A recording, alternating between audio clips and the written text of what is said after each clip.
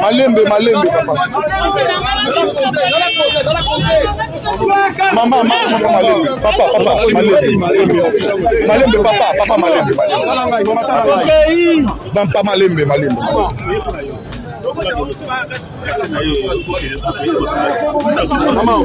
Maman, voiture est là.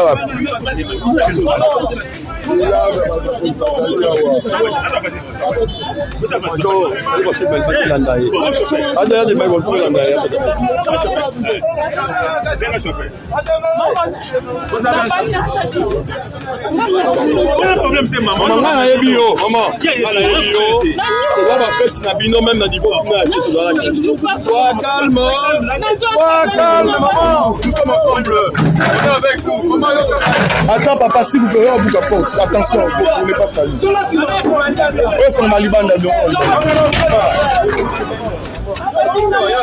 Maman, arrangez-vous.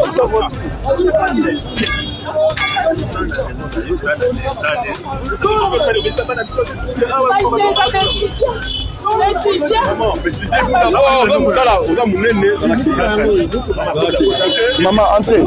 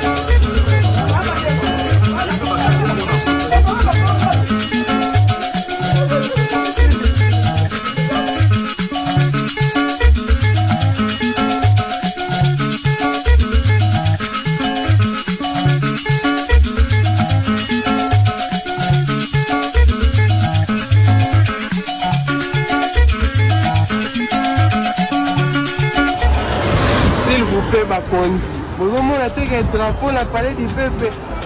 Et Katani. Oh, ma sous-moutoni. Nanya linga boma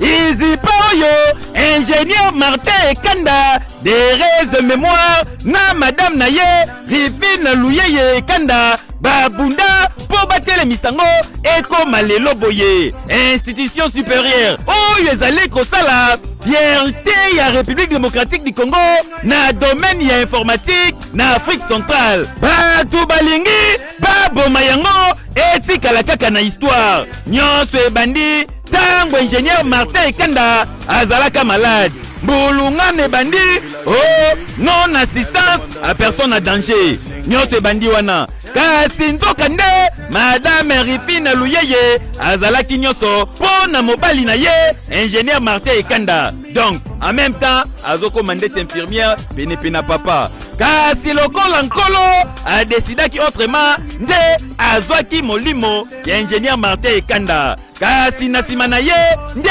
madame Rifine Louyeye azalaki très ouverte a bengi bandeko boya bozaka kabana to solola to bunda œuvre oyo ebunga te. Kasi na mayele na bango ezalaki kaka ba écarter mama Rifine ba kumbele loko.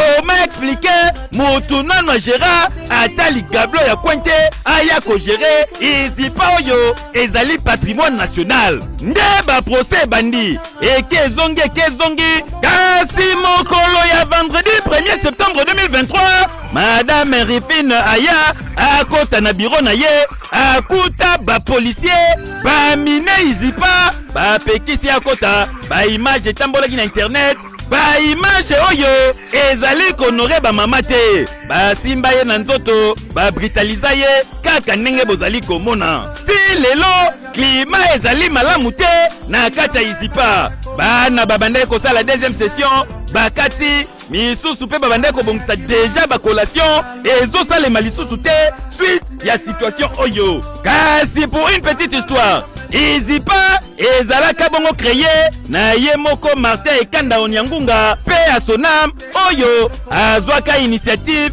ya kosala yango na 1975 kasi quelque temps après nde ba étoile mibale ekutani mama Rifine abandi kopesa makanisi ya kotombola œuvre oyo po deja na ebandeli izipa ezalaki na babatima te babandaki koluwe babatima moko na rompo kipwanza après wana bayaki koluwe bongo babatima ya Molière pesima bayaki kokoma na Kitega kasi lokolo azalaki très déterminé mama Rifine Luyeye Ekanda abandaki même kosala ba commerce po na koluka kotombola izipa oyo nde babandi kosomba basombi na shaumba ye moko mama azalaki na bachantier kolandela misala kosala de sorte que izipa ezwa babatima moderne kaka ndenge bokoma komona yango lelo sima na yango batongi site ya Kikwiti baye kotonga izipa mususu na Matadi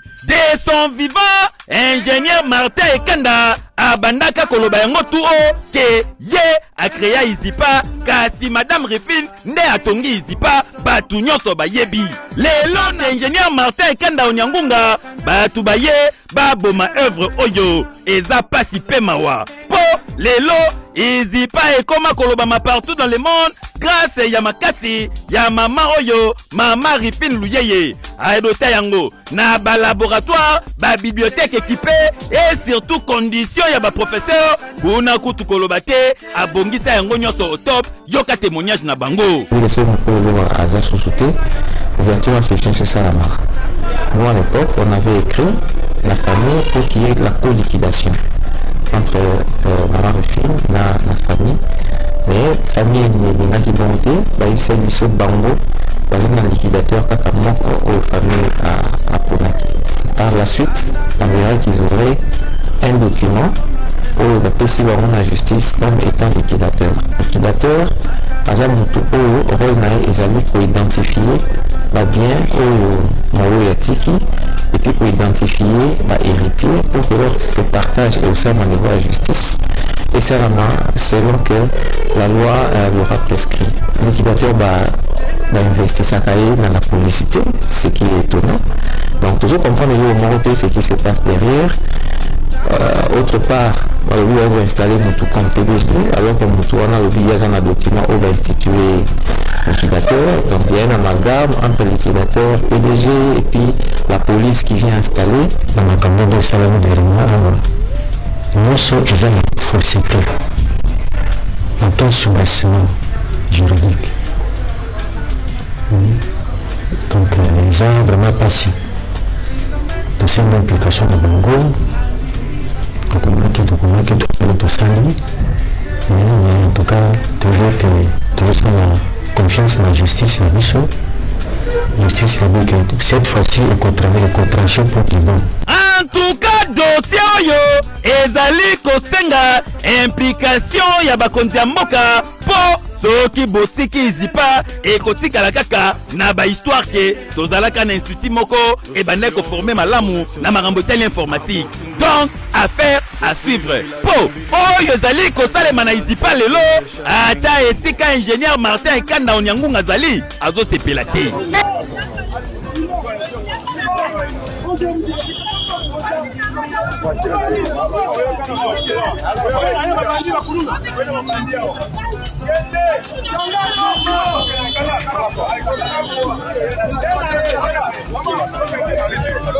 Malembe, papa. Maman, Malembe. Papa, Malembe, papa, Malembe. Pas Malembe.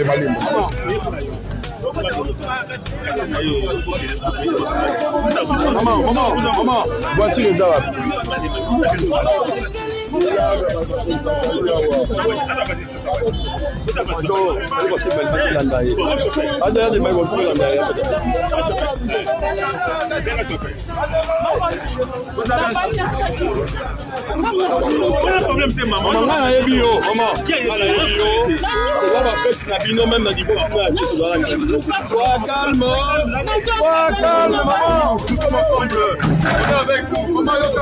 Attends papa, si vous pouvez vous apporter. Attention, vous ne pas saluer.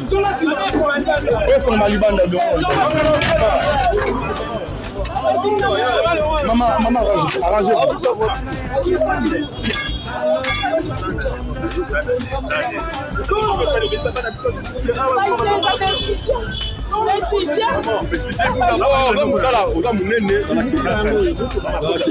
Maman, entrez.